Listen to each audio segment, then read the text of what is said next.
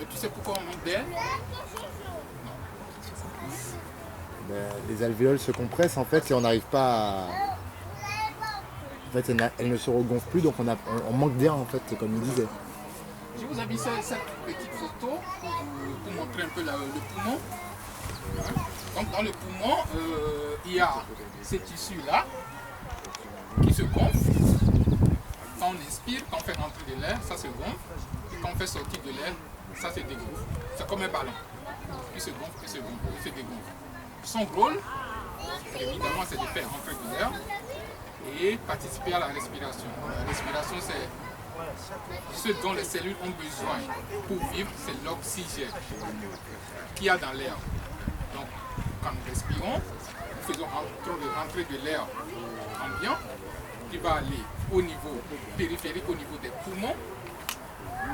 L'oxygène va passer de cet air-là vers le sang et l'air va récupérer du gaz carbonique qui est le résidu du travail des muscles des autres cellules et va le rejeter à travers l'air que nous allons rejeter dans l'environnement. Donc c'est ça un peu la respiration. Donc pour que l'air puisse quitter l'extérieur, pour aller jusqu'au niveau de là où les échanges vont se faire, il y a des tuyaux. Ça, c'est ce qu'on appelle la trachée. Et après, ça se divise vers la gauche, puisqu'on a deux poumons. Ça se divise à droite et à gauche. Et on a, ça s'appelle les bronches, qui vont encore se diviser pour ce qu'on appelle les bronchioles, aller complètement en périphérie.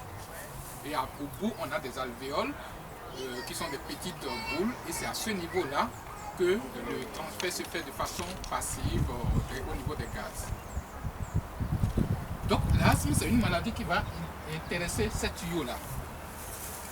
Ces tuyaux qui permettent le transit, qui permettent de faire passer l'air de l'extérieur vers, de favoriser cet échange. Alors, et qu'est-ce qui se passe? C'est de la tuyauterie, hein? Les plombiers connaissent mieux que moi.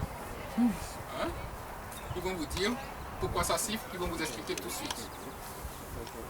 D'accord? Tout le monde sait que quand on est asthmatique, ça siffle. Ça siffle. Ça siffle parce que c'est comme, je ne sais pas si vous avez des trompettes.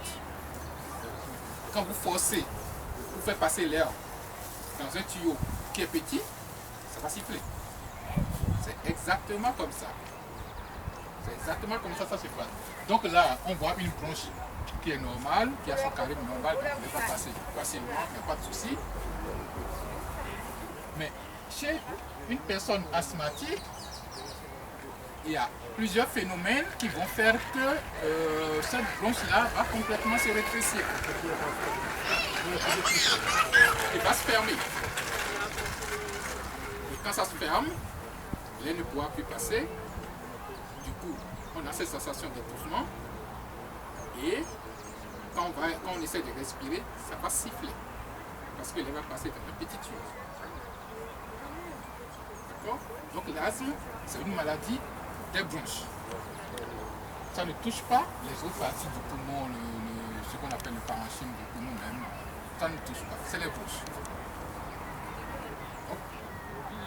C'est l'inflammation de cette bronche qui va faire que ça va se fermer comme ça.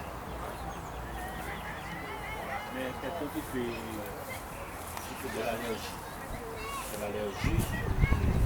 des maladies différentes. Quelqu'un qui fait de l'allergie, est-ce que cette personne peut devenir asthmatique? Oui, quelqu'un qui peut faire de l'allergie.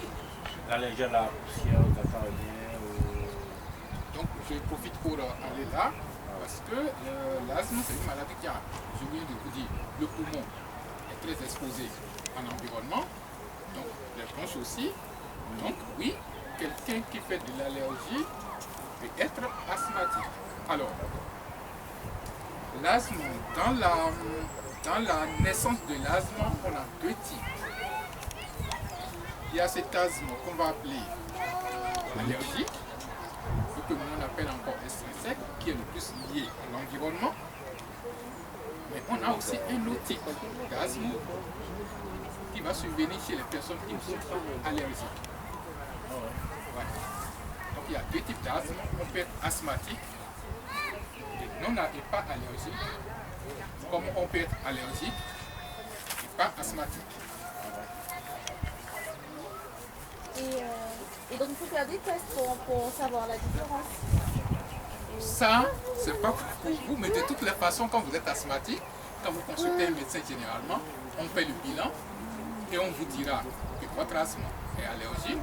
On vous dira, voilà, les choses auxquelles vous êtes allergique et qu'il faudra peut-être éviter.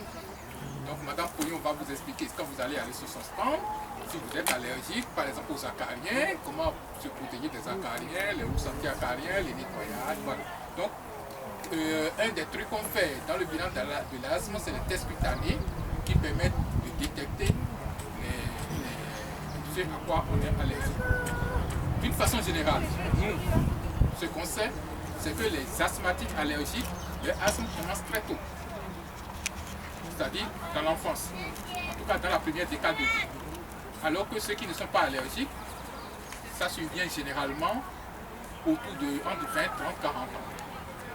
Donc ça, on le sait et ça nous oriente déjà avant de faire les examens. Une question, les cas justement de crise asthmatique d'origine allergique, ça peut disparaître avec le temps?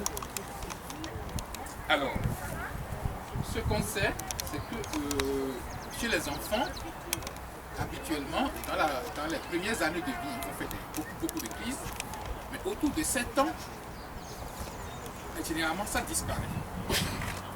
Ça disparaît parce que dans l'enfance, il faut beaucoup d'allergies alimentaires qui jouent là-dessus, mais quand ils commencent par s'autonomiser, quand ils connaissent un peu à quoi ils sont allergiques, ça change.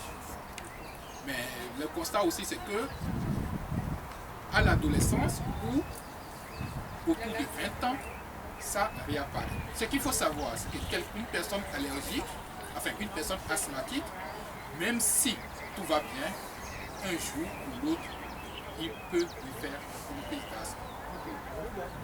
Donc, nous, on évite de parler de guérir. Parce que même à 50, 60, 50, 60 ans, il peut reprendre sa maladie.